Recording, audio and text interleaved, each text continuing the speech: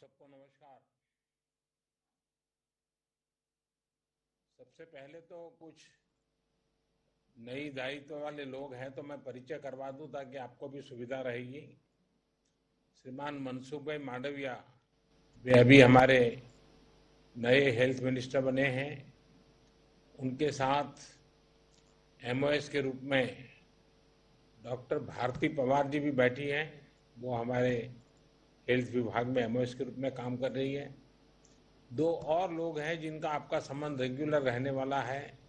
वो है डोनर मंत्रालय के नए मंत्री श्रीमान जी किशन रेड्डी जी, और उनके साथ एमओएस बैठे हैं श्रीमान बीएल वर्मा जी। तो ये परिचय भी आपके लिए बहुत जरूरी है। साथियों, कोरोना से नॉर्थ ईस्ट में आप सभी किस प्रकार से कुछ इनोवेटिव आइडियाज के साथ इससे निपटने के लिए जो मेहनत कर रहे हैं, आपने जो योजनाएं बनाई हैं, जो साकार किया है, उसका विस्तार से आपने वर्णन किया। आप लोग और एक प्रकार से पूरा देश और विशेष करके हमारे हेल्थ वर्कर्स, हर किसी ने अपनी अपनी जिम्मेवारी निभाने के लिए गत 1.5 साल से लगातार परिश्रम किया है। नॉर्थ ईस्ट की भौगोलिक चुनौतियों के बावजूद टेस्टिंग और ट्रीटमेंट से लेकर वैक्सीनेशन का इंफ्रास्ट्रक्चर तैयार किया गया है। और विशेष रूप से आज मैंने देखा कि आपने जिस प्रकार से, ठीक है 4 राज्यों को अभी इंप्रूव करना बाकी है, लेकिन बाकियों ने बड़ी सेंसिटिविटी के साथ वेस्टेज को बहुत बड़ी मात्रा में रोका।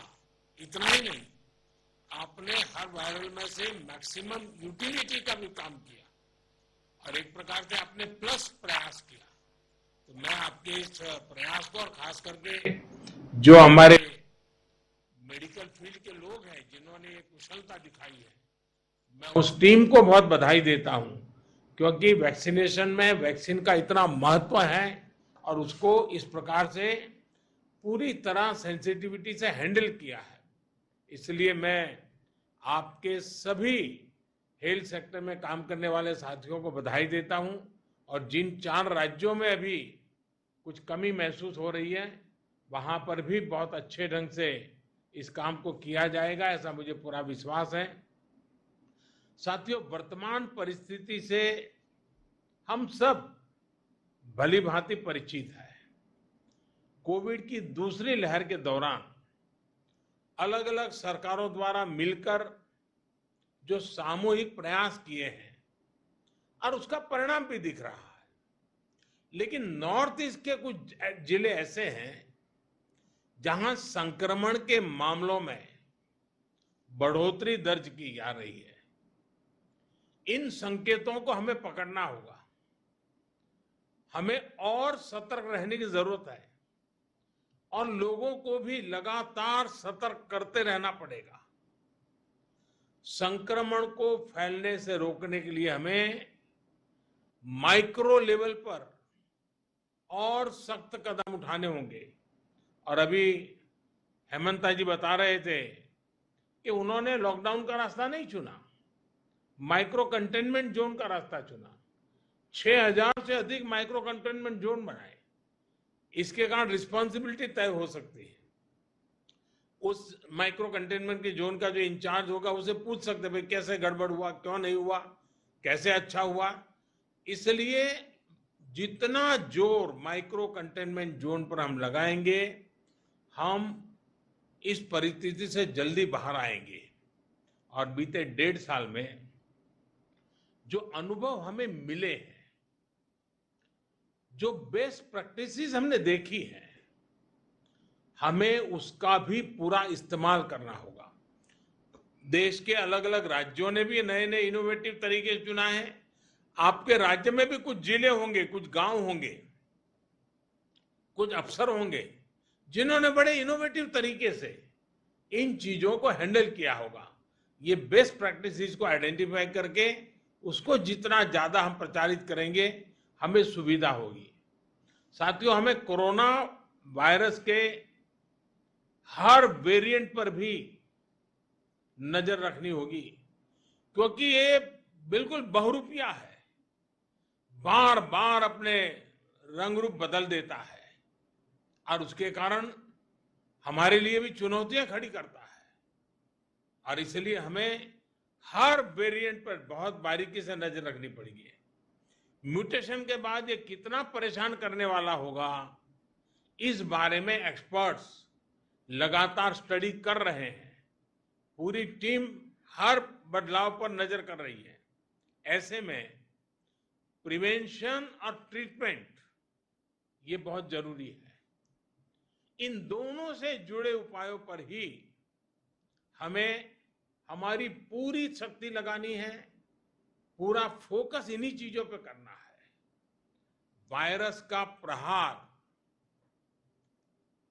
वो 2 गज की दूरी, मास्क और वैक्सीनेशन के कवच के सामने कमजोर पड़ जाएगा। और ये हम पिछले 1.5 साल के अनुभव से देखा है। वही टेस्टिंग, ट्रैकिंग और ट्रीटमेंट, इसकी जो हमारी रणनीति है, जो हमारा इंफ्रास्ट्रक्चर है, वो अगर बेहतर होगा तो ज्यादा से ज्यादा जीवन बचाने में हम सफल रहेंगे। ये पूरी दुनिया के अनुभवों से प्रमाणित हो चुका है। और इसलिए हमें हर नागरिक को कोरोना बचाव के लिए बने नियमों का पालन करने के लिए निरंतर प्रोत्साहित करते रहना होगा। समाज के भी, सिविल सोसाइटी के लोग हो, धार्मिक समाज के जीवन के आगे मुखिया लोग हो, इन सब से बार बार ये बातें आती रहे, इसके लिए प्रयास करना पड़ेगा। साथियों, ये सही है कि कोरोना की वजह से टूरिज्म, व्यापार, कारोबार ये बहुत प्रभावित हुआ है। लेकिन आज मैं बहुत जोर देकर कहूंगा कि हिल स्टेशन में, मार्केट्स में बिना मास्क पहने, बिना प्रोटोकॉल का अमल किए बिना भारी भीड़ का उमड़ना, मैं समझता हूं एक चिंता का विषय है, ये ठीक नहीं है। कई बार हम ये तर्क सुनते हैं और कुछ लोग तो बड़ा सीना तान करके बोलते हैं, अरे भाई, तीसरी लहर आने से पहले हम एंजॉय करना चाहते हैं। ये बात लोगों को समझाना जरूरी है कि तीसरी लहर अपने आप नहीं आएगी। कभी कभी लोग सवाल पूछते हैं, तीसरी लहर की क्या तैयारी की है, तीसरी लहर के लिए आप क्या करेंगे। आज सवाल ये होना चाहिए हमारे मन में कि तीसरी लहर को आने से कैसे रोकना है, हमारे प्रोटोकॉल को चुस्ती से कैसे अमल करना है। अगर, और ये कोरोना ऐसी चीज है, वो अपने आप नहीं आती है, कोई जाकर के ले आए तो आती है। और इसलिए हम अगर इन चीजों को बराबर सावधानी करेंगे तो हम तीसरी लहर को ही रोक पाएंगे। आने के बाद क्या करेंगे वो एक विषय है, लेकिन आते हुए रोकना ये प्रमुख विषय है। और इसके लिए हमारे नागरिकों में सजगता, सतर्कता, प्रोटोकॉल का पालन, इस पर हमने थोड़ा सा भी कॉम्प्रोमाइज नहीं करना है। और एक्सपर्ट भी बार बार ये चेतावनी दे रहे हैं कि असावधानी, लापरवाही, भीड़भाड़, ऐसे कारणों से कोरोना संक्रमण में भारी उछाल आ सकता है। और इसलिए ये जरूरी है कि हर स्तर पर हर कदम गंभीरता के साथ उठाए जाए। अधिक भीड़ वाले जो आयोजन रुक सकते हैं, उनको हमें रोकने का प्रयास करना चाहिए। साथियों, केंद्र सरकार द्वारा चलाए जा रहे सबको वैक्सीन, मुफ्त वैक्सीन अभियान की नॉर्थ ईस्ट में भी उतनी ही अहमियत है। तीसरी लहर से मुकाबले के लिए हमें वैक्सीनेशन की प्रक्रिया तेज करते रहना है। हमें वैक्सीनेशन से जुड़े भ्रम को दूर करने के लिए सामाजिक, सांस्कृतिक, धार्मिक, शैक्षणिक जितने भी लोग हैं, जितनी भी सेलिब्रिटीज हैं, सबको हमने जोड़ना है। हर एक के मुंह से इस बात को नीचे प्रचारित करना है और लोगों को मोबिलाइज भी करना है। अभी नॉर्थ ईस्ट के कुछ राज्यों में टीकाकरण को लेकर सराहनीय काम हुआ है। मैंने प्रारंभ में भी कहा, जहां कोरोना का संक्रमण फैलने का खतरा ज्यादा है, वहां वैक्सीनेशन पर और भी बल दिया जाए। साथियों, हमें टेस्टिंग और ट्रीटमेंट से जुड़े इंफ्रास्ट्रक्चर में सुधार करते हुए आगे चलना है। इसके लिए हाल ही में कैबिनेट ने 23,000 करोड़ रुपए, भारत सरकार ने 23,000 करोड़ रुपए का एक नया पैकेज भी स्वीकृत किया है। नॉर्थ ईस्ट के हर राज्य को इस पैकेज से अपने हेल्थ इंफ्रास्ट्रक्चर को मजबूत करने में बहुत मदद मिलेगी। इस पैकेज से नॉर्थ ईस्ट में टेस्टिंग, डायग्नोस्टिक, जीनोम सीक्वेंसिंग, इसको बहुत बढ़ावा मिलेगा। जहां केस बढ़ रहे हैं, वहां तुरंत आईसीयू बेड कैपेसिटी बढ़ाने में भी इससे मदद मिलेगी। विशेष रूप से हमें ऑक्सीजन पर पीडियाट्रिक केयर से जुड़े इंफ्रास्ट्रक्चर के निर्माण के लिए तेजी से काम करना होगा। पीएम केयर्स के माध्यम से देश भर में सैकड़ों नए ऑक्सीजन प्लांट्स लगाए जा रहे हैं और मुझे खुशी हुई, आप सभी मुख्यमंत्रियों ने इस काम में जो तेजी से प्रगति हो रही है, इसके लिए बहुत संतोष व्यक्त किया। नॉर्थ ईस्ट के लिए करीब 150 प्लांट स्वीकृत हुए हैं। मेरा आप सभी से आग्रह है कि ये जल्द से जल्द पूरे हों, कहीं कोई बाधा ना आए, इस पर भी एक दृष्टि रखें और इसके लिए आवश्यक जो मैन पावर है, स्किल मैन पावर है, उसको भी तुरंत साथ साथ तैयार कर लीजिए ताकि बाद में जाकर के वो दिक्कत ना आए। नॉर्थ ईस्ट की भौगोलिक स्थिति को देखते हुए अस्थायी अस्पताल बनाना भी बहुत जरूरी है।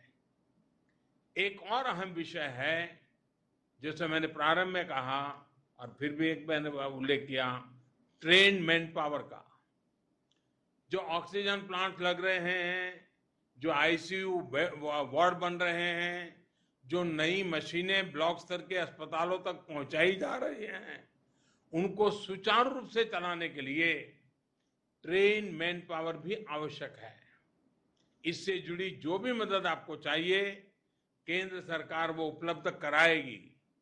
साथियों, आज हम पूरे देश में 20 लाख से अधिक टेस्ट प्रतिदिन करने की क्षमता तक पहुंच चुके हैं।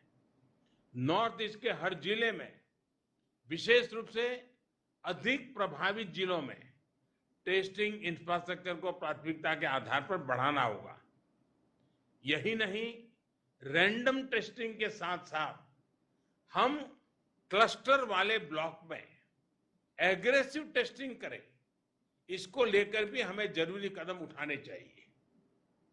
मुझे पूरा विश्वास है कि हम सबके सामूहिक प्रयासों से, देश की जनता के सहयोग से हम कोरोना संक्रमण को सीमित रखने में जरूर सफल होंगे।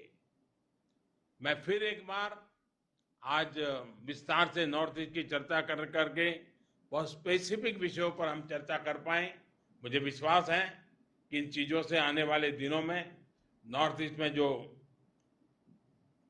थोड़ी बढ़ोतरी दिख रही है, उसको तुरंत रोकने में हमारी पूरी टीम काम करेगी और सफलता मिलेगी।